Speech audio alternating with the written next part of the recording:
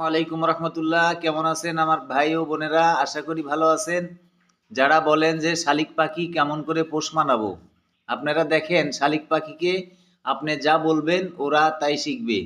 যারা শালিক পাখিকে কথা শিখাবেন তারা ছোট বাচ্চা সংগ্রহ করবেন, তাহলে ইনশাল্লাহ আপনারা ট্রেনিং দিলে পারবেন। আমি যেভাবে যেভাবে বলবো এইভাবে আপনারা বললেই দেখবেন। আমার শালিক পাখিটা অনেক বড় হয়ে গেছে, আমি ছোটবেলা থেকে ওকে এইভাবে শিখিয়েছি। বলো ময়না পাখি, ময়না পাখি, আয় আয় আয় আয়, মিঠু মিঠু, কথা বলবে দেখবেন। বলবা না? বলো, একটু বলো, ময়না পাখি, আয় আয়, বলো।